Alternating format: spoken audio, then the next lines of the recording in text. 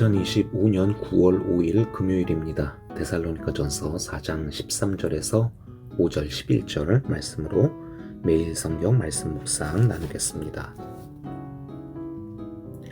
형제 자매 여러분, 우리는 여러분이 잠든 사람의 문제를 모르고 지내는 것을 원하지 않습니다. 여러분은 소망을 가지지 못한 다른 사람들과 같이 슬퍼하지 않아야 할 것입니다. 우리는 예수께서 죽으셨다가 살아나신 것을 믿습니다. 이와 같이 하나님께서 예수 안에서 잠든 사람들도 예수와 함께 데리고 오실 것입니다. 우리는 주님의 말씀으로 여러분에게 이것을 말합니다. 주님께서 오실 때까지 살아남아 있는 우리가 이미 잠든 사람들보다 결코 앞서지 못할 것입니다. 주님께서 호령과 천사장의 소리와 하나님의 나팔 소리와 함께 친히 하늘로부터 내려오실 것이니 그리스도 안에서 죽은 사람들이 먼저 일어나고 그 다음에 살아남아 있는 우리가 그들과 함께 구름 속으로 이끌려 올라가서 공중에서 주님을 영접할 것입니다. 이리하여 우리가 항상 주님과 함께 있을 것입니다. 그러므로 여러분은 이런 말로 서로 위로하십시오. 형제자매 여러분, 그때와 시기를 두고서는 여러분에게 더 쓸 필요가 없겠습니다. 주님의 날이 밤에 도둑처럼 온다는 것을 여러분은 자세히 알고 있습니다.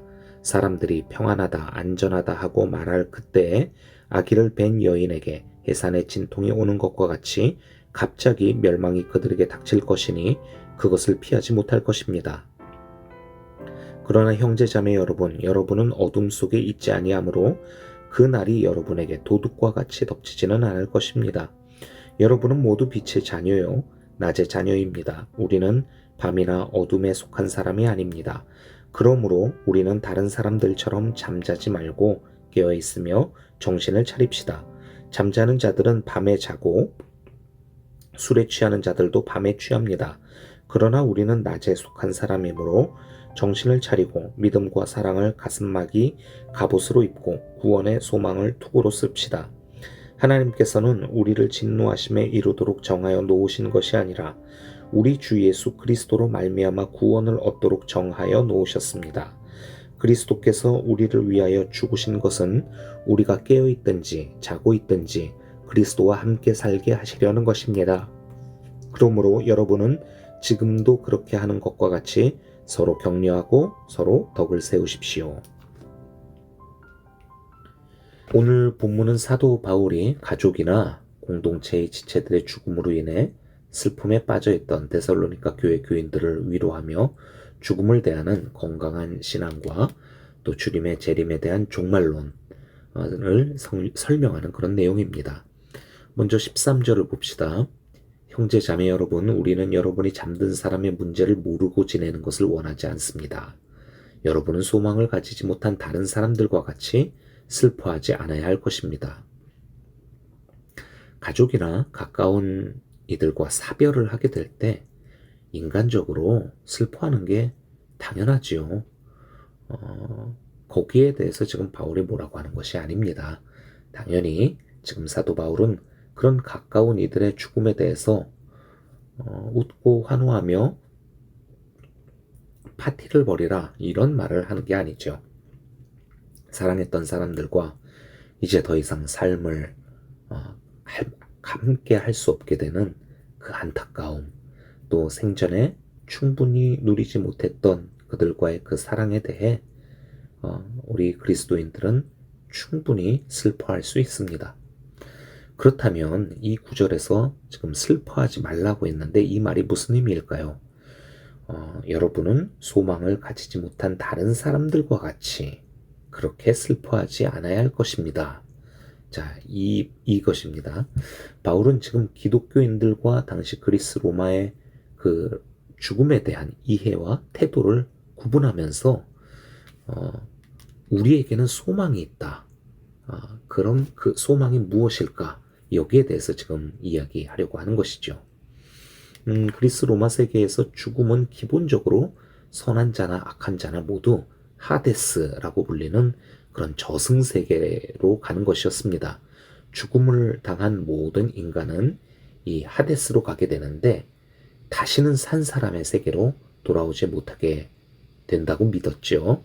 아주 소수의 의로운 어떤 공로, 공적을 남긴 영웅들이나 신들에게 특별한 사랑을 받는 이들이 하데스 그 안에서도 좀 여러 그 공간이 있거든요. 엘리시움이라고 하는 곳에 가게 되고, 보통의 사람들은 뭐 아스포델이라고 불리는 곳으로, 그리고 악한 이들은 아주 고통스러운 깊은 감옥인 타르타루스로 간다라고 하는 그런 구분이 있었어요. 그런데 어쨌든 어디로 어떻게 가건 사람이 그 죽게 되면은 죽으면서 그 육체에서 영혼이 이제 빠져나가게 되고, 그 영혼들이 이 하데스에서 마치 그림자와 같이 힘도 없습니다.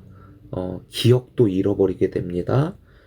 감정 같은 거 사라지게 되는 그런 연기 같은 허무한 그런 존재가 돼서 영원히 그 모습을 이제 지내게 되는 것. 이것이 그리스 로마 세계에서의 그 죽음에 대한 그런 생각이었었죠.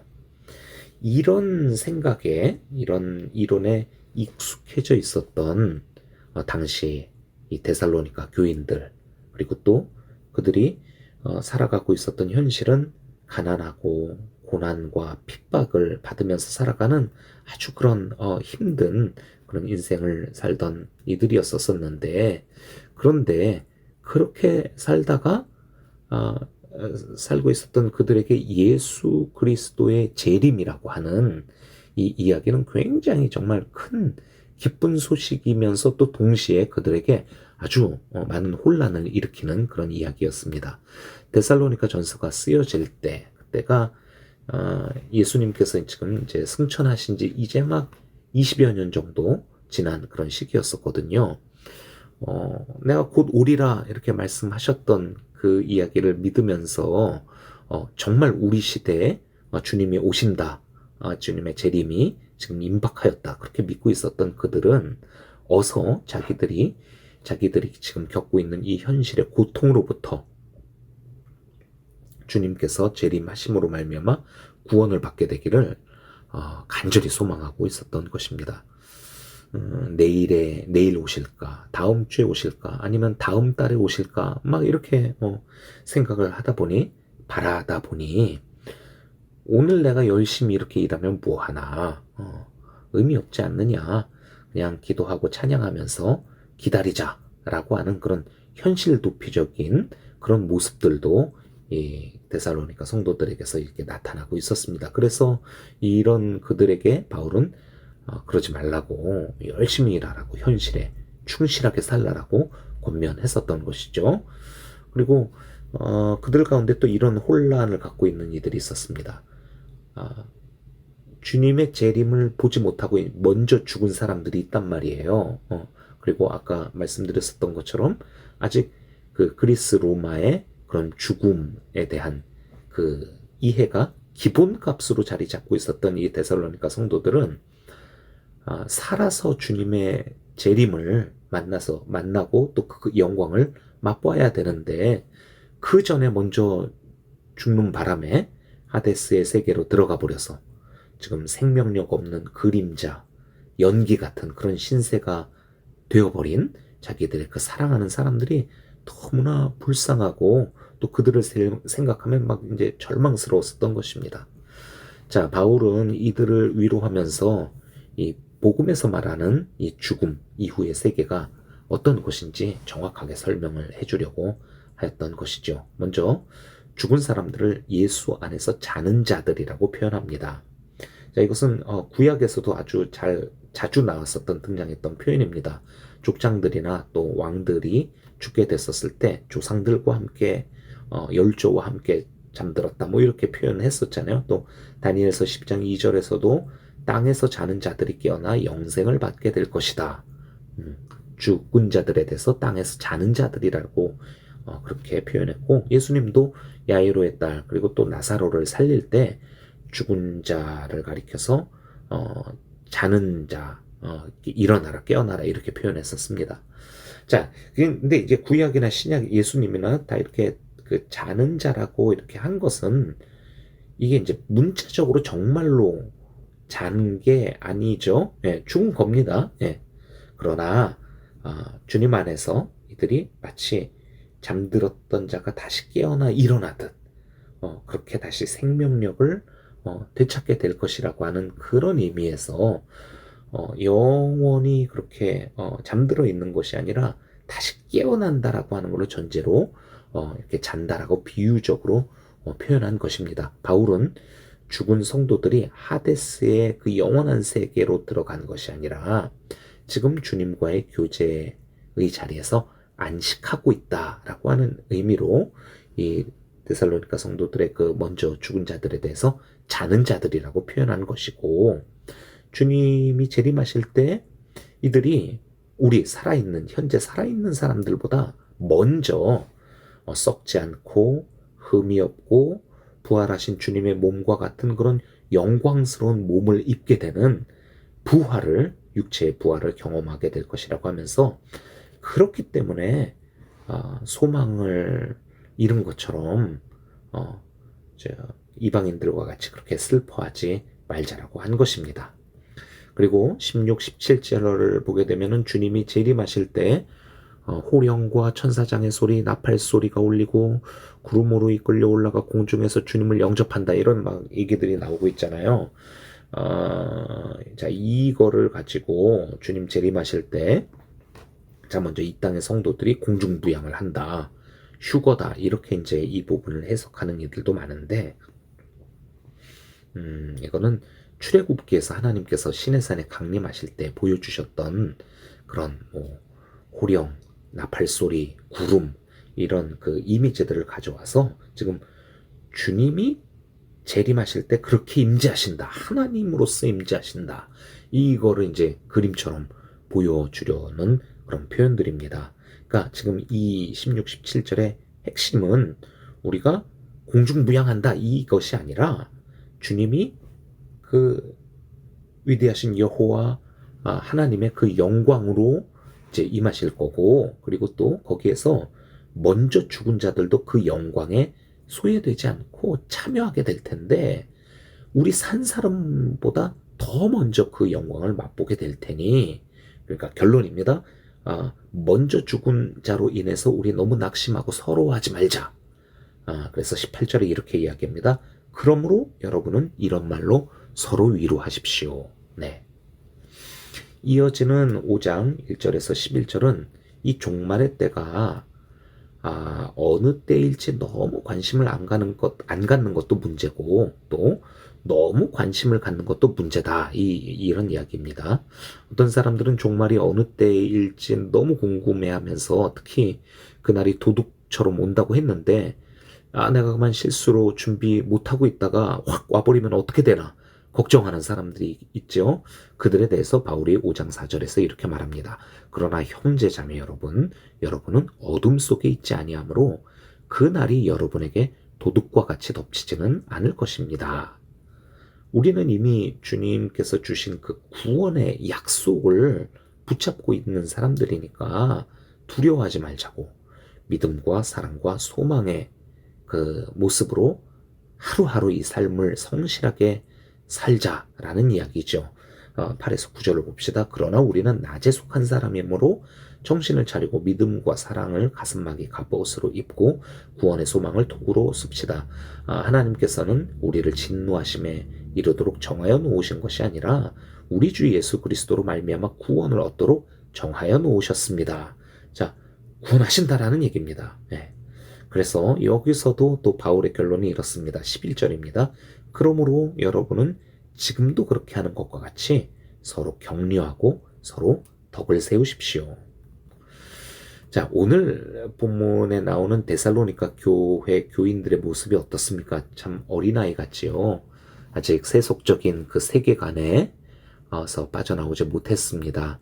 그래서 복음과 말씀을 들으면서 이게 이해도 잘 못하고 혼란스러워하고 본인들이 기존에 갖고 있었던 여러 생각들과 막 이렇게 혼합이 되면서 막 그래서 낙심하기도 하고 그럽니다. 또 주님의 재림이 빨리 오기만을 그렇게 기다리면서도 또 너무 갑자기 빨리 와서 우리가 구원에서 탈락할까봐 막 이렇게 염려하는 그런 모습도 보이고 있죠. 그러나 사도 바울이 이런 그들을 무시하거나 나무라지 않고 참 부드럽게 하나하나 가르쳐 주면서 또 서로를 향하여 위로와 격려를 나누라 라고 그렇게 권면하고 있죠. 자, 이렇게 바울이 이야기했습니다. 우리는 밤에 속한 자가 아니라 낮에 속한 자라고. 그럼 그 낮에 속한다라고 하는 게 무엇일까요? 바로 이렇게 하나님의 말씀을 기억하고 올바르게 해석하며 그것을 붙잡고 그 구원의 약속을 믿으면서 우리가 서로 위로하고 서로 격려하면서 믿음과 소망, 사랑, 이 서로 가운데 삶의 덕을 세워나가는 것. 이것이 바로 낮에 속한 삶, 바로 교회. 이것이 어떻게 현실화되냐면은 공동체가 함께 함께 서로를 위로하고 격려하는 것이라는 것입니다. 그렇게 해서 이 데살로니가 교회는 마케도니아와 아가야에서 모범이 되는 아름다운 공동체가 될 수 있었던 것이죠.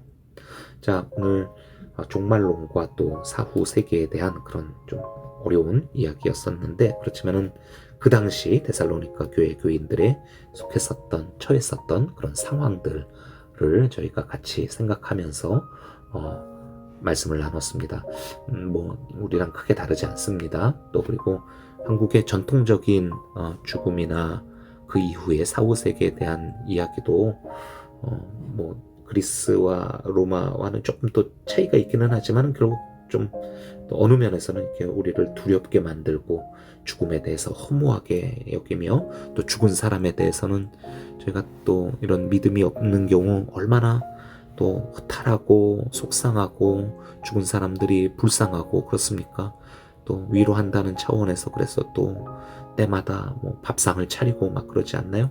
그러나 오늘 바울의 사도가 또 저희들에게 이렇게 잘 권면한 것과 같은 이 올바른 믿음의 기독교, 우리 천국의 소망을 저희가 함께 가지면서 또 힘을 내고 우리들의 또 놓여져 있는 미래에 대하여서 힘을 낼 수 있는 그런 저희가 되면 좋겠습니다. 함께 기도하겠습니다.